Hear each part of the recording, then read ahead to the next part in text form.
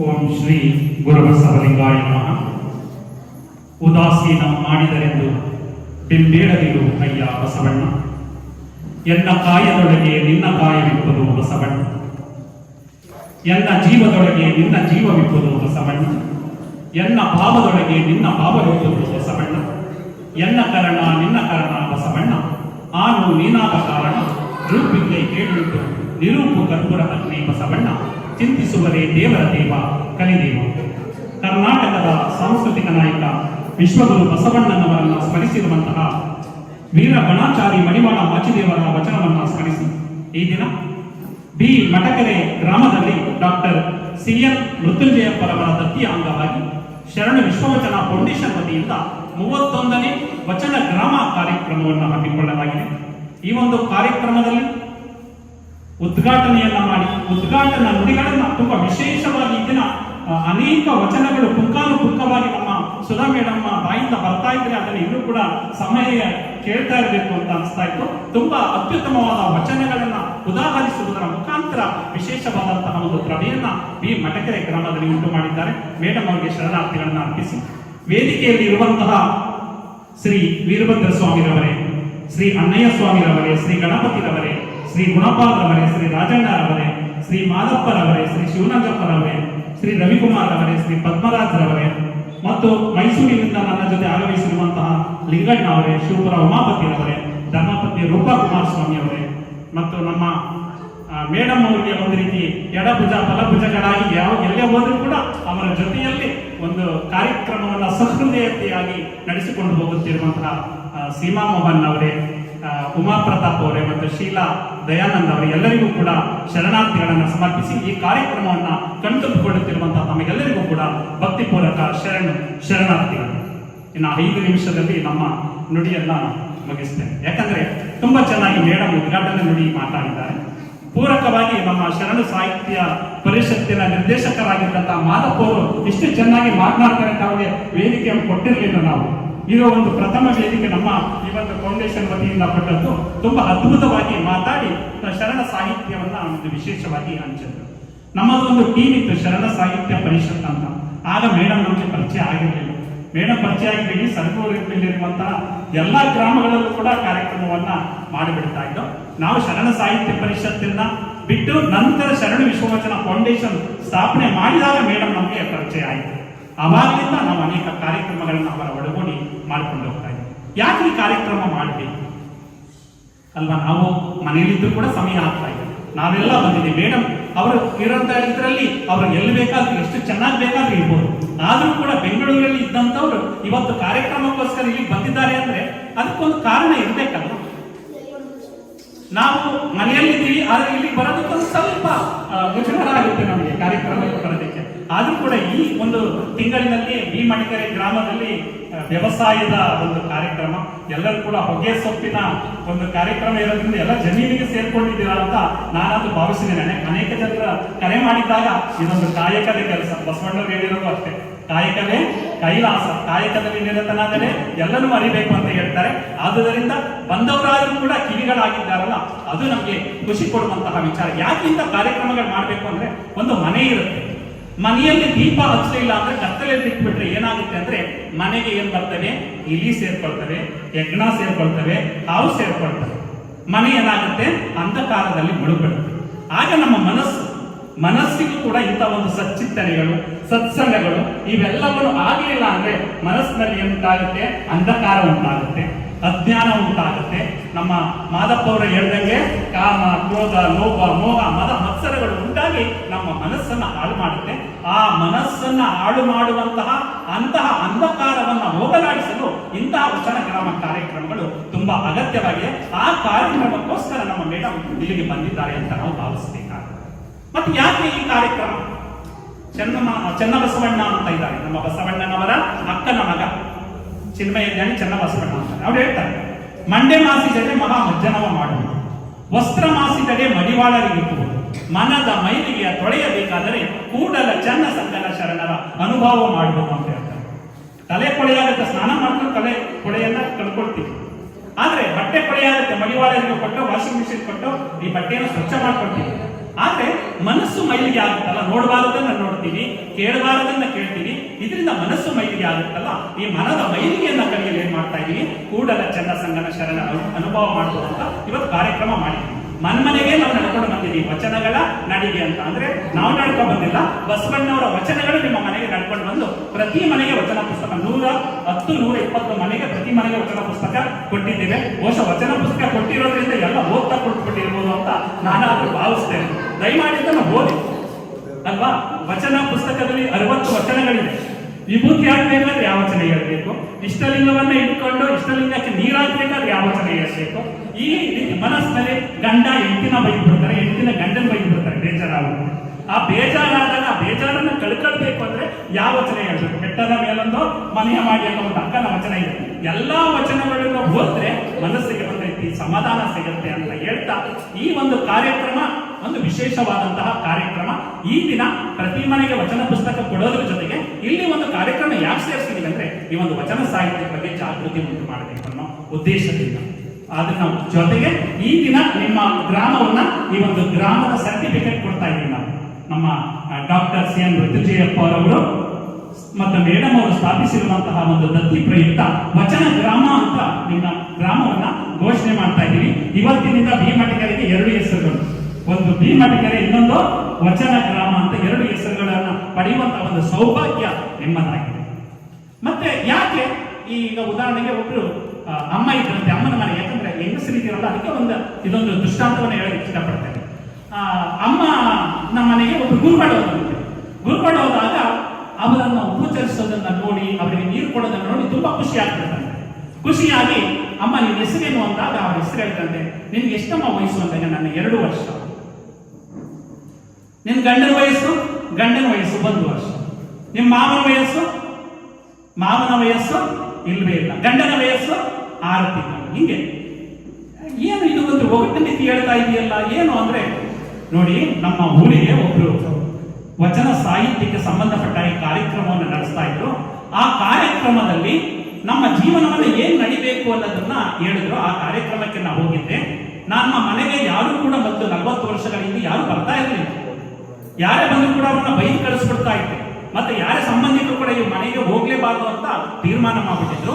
ಆ ಸಂದರ್ಭದಲ್ಲಿ ಎಲ್ಲರ ಜೊತೆ ಹೇಗೆ ಮಾತನಾಡಬೇಕು ಅನ್ನೋದನ್ನ ವಚನದ ಮುಖಾಂತರ ಹೇಳ್ಕೊಟ್ರು. ಅವರು ಒಂದು ವಚನವನ್ನು ಹೇಳಿದ್ರು, ನುಡಿದಡೆ ಮುತ್ತಿನ ಹಾರದಂತಿರಬೇಕು, ನುಡಿದಡೆ ಮಾಣಿಕ್ಯದ ದೀಪ್ತಿ ಅಂತಿರಬೇಕು, ನುಡಿದಡೆ ಸ್ಫಟಿಕದ ಸಲಾಕೆ ಅಂತಿರಬೇಕು, ನುಡಿದಡೆ ಲಿಂಗ ಮೆಚ್ಚಿ ಅಹುದಹುದೆನಬೇಕು, ನುಡಿಯೊಳಗಾಗಿ ನಡೆಯದಿದ್ದಡೆ ಕೂಡಲ ಸಂಗಮ ದೇವ ನೆಂತೊಲಿವನಯ್ಯ ಅಂತ ವಚನ ಹೇಳಿದ್ರು.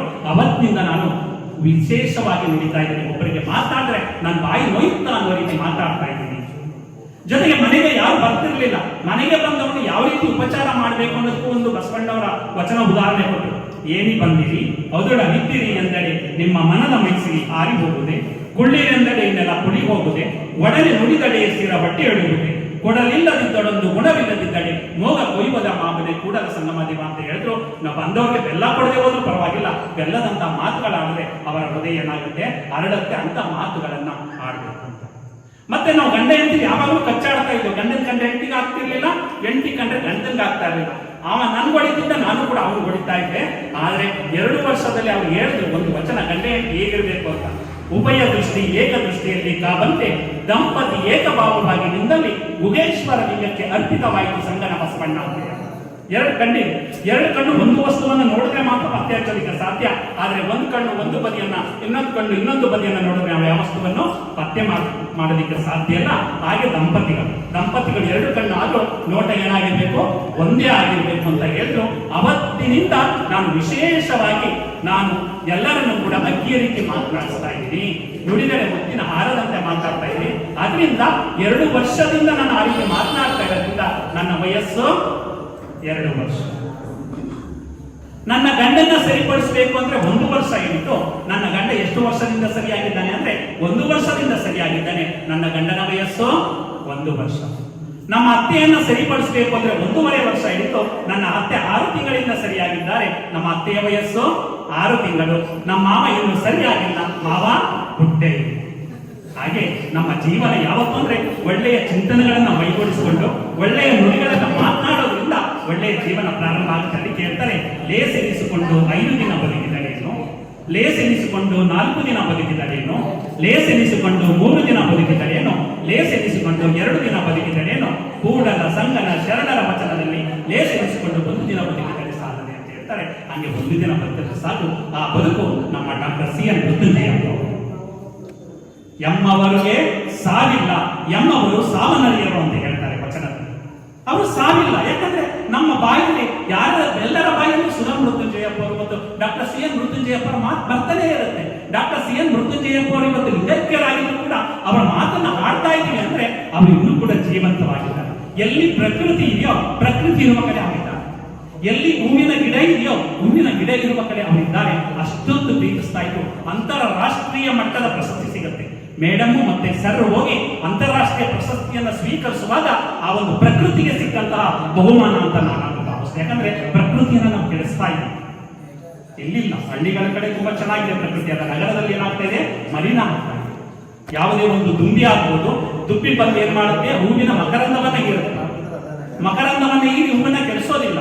ಜೇನುಹುಳು ಬರುತ್ತೆ, ಜೇನುಹುಳು ಕೂಡ ಬಂದು ಆ ಮಕರಂದವನ್ನ ಸವಿದು ಆ ಹೂವನ್ನ ಹಾಗೆ ಸುಂದರವಾಗಿ ಬಿಟ್ಟು ಹೋಗುತ್ತೆ. ಆದ್ರೆ ನಾವು ಪ್ರಕೃತಿನ ಏನ್ ಮಾಡ್ತಾ ಇದ್ವಿ, ಎಲ್ಲಾದ್ರೂ ಹೋಗಿ ಒಂದು ಪ್ರವಾಸಕ್ಕೆ ಹೋದ್ರೆ ಅಲ್ಲೇ ತಿಂದು ಎಲ್ಲ ಪೇಪರ್ಗಳನ್ನು ಅಲ್ಲೇ ಬಿಸಾಕಿ ಅದನ್ನ ಕೆಡಿಸ್ಬಿಟ್ಟು ಹೋಗ್ತಾ ಇದ್ದೀವಿ. ಆದ ರೀತಿ ಹೂವು ಯಾವ ರೀತಿ ವಿಶೇಷವಾಗಿ ಇರುತ್ತೋ, ಪಕ್ಷಿಗಳು ಆಗೋದು ದುಮ್ಮಿಗಳಾಗ್ಬೋದು, ಪ್ರಕೃತಿಯನ್ನು ಯಾವ ರೀತಿ ಸ್ವಚ್ಛಂದವಾಗಿ ಇಟ್ಕೊಂಡಿದೆಯೋ ಆ ರೀತಿ ನಾವು ಸ್ವಚ್ಛಂದವಾಗಿ ಇಟ್ಕೊಳ್ಬೇಕು. ಮನಸ್ಸು ಬೆಳಗಬೇಕು ಅನ್ನೋ ಸದುದ್ದೇಶದಿಂದ ನಾವು ಗ್ರಾಮಗಳಿಗೆ ಹೋಗಿ ಈ ವಚನ ಗ್ರಾಮ ಕಾರ್ಯಕ್ರಮವನ್ನ ಮಾಡ್ತಾ ಇದ್ದೀವಿ. ಪ್ರತಿಯೊಬ್ಬರ ಮನದಲ್ಲಿ ಬಸವ ಬೆಳಕು ಬೆಳಗಬೇಕು, ಬಸವಣ್ಣನವರ ವಚನಗಳು ಬಾಯಲ್ಲಿ ನಲಿದಾಡಬೇಕು ಅನ್ನೋ ಸದುದ್ದೇಶದಿಂದ ಎಲ್ಲಾ ಬುಕ್ಗಳಿರ್ತವೆ ಪ್ರತಿ ಮನೆಯಲ್ಲಿ, ಎಲ್ಲೆಲ್ಲ ಶ್ಲೋಕಗಳ ಪುಸ್ತಕಗಳಿರುತ್ತೆ. ಆದ್ರೆ ವಚನ ಪುಸ್ತಕ ಕಾಣೋದು ಕಡಿಮೆ. ನಾವು ಅನೇಕ ಗ್ರಾಮಗಳಿಗೆ ಭೇಟಿ ಕೊಡ್ತೇವೆ. ಆ ಒಂದು ಉದ್ದೇಶದಿಂದಲೇ ನಾವು ಇಂತಹ ಒಂದು ಮಹಾನುಭಾವರ ಒಂದು ವೃತ್ತಿಯನ್ನ ಸ್ಥಾಪಿಸಿ ಪ್ರತಿ ಮನೆಗೆ ನಾವು 100-120 ಮನೆಗೆ ವಿಸಿಟ್ ಕೊಟ್ಟಿದ್ದೀವಿ. ಮೊನ್ನೆ ಹಂಚಿಪುರದಲ್ಲಿ ಮಾಡಿದಾಗ 250 ಮನೆ, ಮತ್ತೆ ಚಿಕ್ಕೆಬ್ಬಾಗಿಲಿನಲ್ಲಿ 300 ಗ್ರಾಮಗಳ ಮನೆಗಳು, ಆ 300 ಮನೆಗಳಿಗೆ ಹೆಜ್ಜೆ ಆಗಿದ್ದೀವಿ. ನಮ್ಮ ಉದ್ದೇಶ ನಮ್ಮ ಕಾಲು ನಡೆಯಲ್ಲ, ಆದ್ರೆ ನಮ್ಮ ವಚನ ನಡೆಯೋದ್ರಿಂದ ನಾವು ನಡೀತಾ ಇಲ್ಲ, ವಚನವೇ ನಡೀತಾ ಇರೋದ್ರಿಂದ ನಮಗೆ ಸುಸ್ತು ಅನ್ನೋದು ಆಗೋದಿಲ್ಲ, ಆಯಾಸ ಅನ್ನೋದು ಆಗೋದಿಲ್ಲ. ಆದುದರಿಂದ ಮೈಸೂರಿನಿಂದ ನಾವು ಬಂದಿದ್ದೀವಿ, ಬೆಂಗಳೂರಿನಿಂದ ಮೇಡಮ್ ಬಂದಿದ್ದಾರೆ. ಇಂತಹ ವಚನ ಸಾಹಿತ್ಯವನ್ನ ನಾವು ಇಟ್ಕೊಂಡ್ರೆ ಅದು ನಮ್ಮನ್ನ ಬೆಳೆಸುತ್ತೆ ಅಂತ ಹೇಳ್ತಾ ಇವತ್ತು ನಿಮ್ಮ ಗ್ರಾಮ ವಚನ ಗ್ರಾಮ ಆಗಿದೆ, ವಚನ ಗ್ರಾಮ ಅಂತ ಘೋಷಣೆ ಮಾಡ್ತಾ ಇದ್ದೀವಿ. ಈ ವಚನವನ್ನ ಜೀವನದಲ್ಲಿ ಅಳವಡಿಸಿಕೊಂಡು ನಿಮ್ಮ ಬದುಕಿನಲ್ಲಿ ಒಂದು ಸತ್ಪಥದ ದಾರಿಯತ್ತ ತೆಗೆದುಕೊಂಡು ಹೋಗಿ ಅಂತ ಹೇಳ್ತಾ ನಮ್ಮ ಶರಣ ಸಾಹಿತ್ಯ ಪರಿಷತ್ತಿನ ಪದಾಧಿಕಾರಿಗಳು ಕೂಡ ಗಣಪತಣ್ಣವರಿದ್ದಾರೆ, ಸಿದ್ಮಲ್ಲಪ್ಪ ಅವರಿದ್ದಾರೆ, ಮತ್ತೆ ಬಾಡದ ಮಾದಪ್ಪ ಇವರಿದ್ದಾರೆ. ಪ್ರತಿ ಗ್ರಾಮಗಳಿಗೆ ಹೋಗಿ ನಾವೇನ್ ಮಾಡ್ತಾ ಇದ್ದೋ ಇಷ್ಟರಿಂದ ಧಾರಣೆಯನ್ನ ಮಾಡ್ತಾ ಇದ್ದೋ. ಅನಂತರ ಶರಣ ಸಾಹಿತ್ಯ ಚಿಂತನ ಸಮಾವೇಶ ಅಂತ ಅಂದ್ಕೊಳ್ತಾ ಇದ್ದೋ. ಒಟ್ಟು 3 ವರ್ಷದಲ್ಲಿ 25 ಕಾರ್ಯಕ್ರಮಗಳನ್ನ ನಾವು ಮಾಡಿದ್ದೋ. ಆದ್ರೆ ಈಗ ಏನಾಗಿದೆ, ಒಂದ್ ಸ್ವಲ್ಪ ಶರಣ ಸಾಹಿತ್ಯ ಪರಿಷತ್ ಹೆಗ್ಗಡದೇವರ ಕೋಟೆಯಲ್ಲಿ ಒಂದು ಸ್ವಲ್ಪ ಅದಕ್ಕೆ ಏನಾಗಿದೆ, ಅಂಧಕಾರ ಅನ್ನೋದು ಕವಿದಿದೆ. ಅಂಧಕಾರವನ್ನು ಹೋಗಲಾಡಿಸಬೇಕು ಅಂತ ನಾವು ಗಣಪತಣ್ಣ ಅವರೆಲ್ಲ ನಾವು ಇದ್ದಾನೆ ಮಾತನಾಡೋ ಒಬ್ಬ ಒಳ್ಳೆ ವ್ಯಕ್ತಿಯನ್ನ ಅಧ್ಯಕ್ಷರನ್ನಾಗಿ ಮತ್ತೆ ನೇಮಿಸಬೇಕು ಅನ್ನೋ ಒಂದು ಸದುದ್ದೇಶದಿಂದ ನಾವು ಮಾದಪ್ಪ ಅವರು ಕೂಡ ಆ ಒಂದು ಕೆಲಸದಲ್ಲಿ ನಿರತರಾಗುವಂತಹ ಒಂದು ಮಟ್ಟದಲ್ಲಿ ಮಾತನಾಡಿದ್ದಾರೆ. ಮುಂದಿನ ದಿನಗಳಲ್ಲಿ ಆ ಒಂದು ಶರಣ ಸಾಹಿತ್ಯ ಪರಿಷತ್ತಿಗೆ ಒಂದು ಒಳ್ಳೆಯ ನಾಯಕತ್ವವನ್ನು ಕೊಟ್ಟಾಗ, ಯಾಕಂದ್ರೆ ನಾವು ಕೇವಲ ಅಧ್ಯಕ್ಷರಾಗೋದು ಇನ್ವಿಟೇಷನ್ ಹಾಕೊಳ್ಳೋಕ್ಕೋ ಅಥವಾ ಇನ್ನೇನೋ ನನ್ನ ಡೆಸಿಗ್ನೇಷನ್ ಪದನಾಮವನ್ನು ತೋರಿಸೋಕ್ಕಲ್ಲ. ನಮ್ಮ ಕೆಲಸ ಏನು, ಗ್ರಾಮಗಳಿಗೆ ಹೋಗಬೇಕು, ಶಾಲೆಗಳಿಗೆ ಹೋಗಬೇಕು, ಶಾಲೆಗಳಿಗೆ ಹೋಗಿ ಗ್ರಾಮಗಳಿಗೆ ಹೋಗಿ ವಚನ ಸಾಹಿತ್ಯವನ್ನು ಪ್ರಚುರಪಡಿಸಿದಾಗ ನಾವೊಂದು ಅಧ್ಯಕ್ಷನಾದಕ್ಕೂ ಕೂಡ ಸಾರ್ಥಕವಾಗುತ್ತೆ. ಅಂತಹ ಸಾರ್ಥಕ ಕ್ಷಣಗಳನ್ನ ಹೆಗ್ಗಡದೇವರಕೋಟೆ ತಾಲೂಕಿನ ಶರಣ ಸಾಹಿತ್ಯ ಪರಿಷತ್ ಅಧ್ಯಕ್ಷರಾಗಿದ್ದಾಗ ನಾವು ಅನುಭವಿಸಿದ್ದೀವಿ. ಎಲ್ಲ 25 ಜನ ಪದಾಧಿಕಾರಿಗಳಿದ್ರು, ಎಲ್ಲರೂ ಕೂಡ ಒಂದೊಂದು ಗ್ರಾಮಕ್ಕೆ ಭೇಟಿ ಕೊಡ್ತಾ ಇದ್ದೋ. ಇನ್ನು ಮುಂದಿನ ದಿನಗಳಲ್ಲಿ ನಮ್ಮ ಮಾದಪ್ಪ ಅವರು ಆ ಒಂದು ಶರಣ ಸಾಹಿತ್ಯದ ಚಿಂತನೆ ಕೂಡ ತುಂಬಾ ಚೆನ್ನಾಗಿ ಮಾತನಾಡಿದ್ದೀರಾ. ಮುಂದಿನ ದಿನಗಳಲ್ಲಿ ನಾವು ಕೂಡ ಆ ಒಂದು ಮೇಡಮ್ ಕೂಡ ಇಲ್ಲಿ ಕೇಂದ್ರೀಯ ಸಮಿತಿಯ ಸದಸ್ಯರಾಗಿ ಶರಣ ಸಾಹಿತ್ಯ ಪರಿಷತ್ತಲ್ಲಿದ್ದಾರೆ ಮತ್ತು ಜಿಲ್ಲಾ ಅಧ್ಯಕ್ಷರ ತಂದು ಕೂಡ ನಾವು ಮಾತನಾಡ್ತೇವೆ. ಯಾಕಂದ್ರೆ ಮತ್ತೆ ಕುಂಟೋದು ಬೇಡ, ಶರಣ ಸಾಹಿತ್ಯ ಪರಿಷತ್ತು ಇನ್ನೂ ಕೂಡ ಮುಂದಿನ ದಿನಗಳಲ್ಲಿ ಒಂದು ವಿಶೇಷ ಪ್ರಭೆಯನ್ನು ಉಂಟು ಮಾಡಲಿ, ನಿಮ್ಮ ಜೊತೆ ನಾವು ಇರ್ತೀವಿ ಅಂತ ಹೇಳ್ತಾ ಮುಂದಿನ ದಿನಗಳಲ್ಲಿ ಶರಣ ಸಾಹಿತ್ಯ ಮತ್ತಷ್ಟು ಪ್ರಚಾರ ಆಗಲಿ ಅಂತ ಹೇಳ್ತಾ ನಾವು ಬಿ ಮಡಿಕೇರಿ ಗ್ರಾಮದ ಎಲ್ಲ ಮುಖಂಡರು, ಗೌಡರುಗಳು ಮತ್ತು ಪ್ರಾಥಮಿಕ ಕೃಷಿ ಪತ್ತಿನ ಸಹಕಾರ ಸಂಘದ ಅಧ್ಯಕ್ಷರು, ಉಪಾಧ್ಯಕ್ಷರು, ಸದಸ್ಯರುಗಳೆಲ್ಲರೂ ಕೇಳ್ಕೊಂಡಾಗ ಬನ್ನಿ ಕಾರ್ಯಕ್ರಮ ಮಾಡೋಣ ಅಂತ ಹೇಳಿದ್ರು. ಇದು ಸಕಾಲವಲ್ಲ, ಬೇರೆ ಟೈಮಲ್ಲಿ ಮಾಡಬಹುದಾಗಿತ್ತು ಅಂತ ಹೇಳಿದ್ರು. ಆದ್ರೆ ಈ ಕಾರ್ಯಕ್ರಮವನ್ನು ಈ ತಿಂಗಳಲ್ಲಿ ಮಾಡಲೇಬೇಕಾಗಿತ್ತು.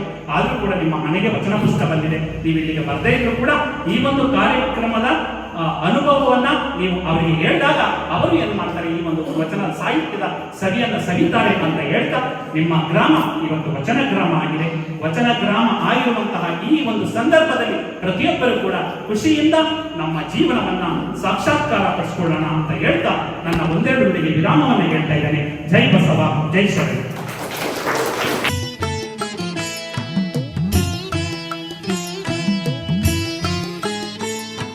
ಹೊರಡುವೆ ನಾನು, ಹೊರಡುವೆ ಮುಂದೆ, ಬರುವುದು ವಿಶ್ವವು ನನ್ನಯ ಹಿಂದೆ. ಅವರಿವರೆಂಬೇನೆ ಎಲ್ಲರೂ ಒಂದೇ, ಎಲ್ಲರಿಗಿರುವನು ಒಬ್ಬನೇ ತಂದೆ. ಬರುವೇನು ಬರುವೇನು ಭುವಿಯನ್ನು ಬೆಳಗಿ, ಬರುವೇನು ಬಂದೇ ಬರುವೇನು. ಬಸವನ ಬೆಳಕೆ ಎಲ್ಲಾಡಿ ಬಂದೆ, ವಿಶ್ವವೆಲ್ಲವೂ ನನ್ನದೇ ಎಂದೆ. ಬಸವನ ಬೆಳಕೆ ಎಲ್ಲಾಡಿ ಬಂದೆ, ವಿಶ್ವವೆಲ್ಲವೂ ನನ್ನದೇ ಎಂದೆ. ಬರುವೇನು ಬಂದೆ ಬರುವೇನು, ಬರುವೇನು ಬಂದೆ ಬರುವೇನು, ಬರುವೇನು ಬಂದೆ ಬರುವೇನು, ಬರುವೇನು ಬಂದೆ ಬರುವೇನು.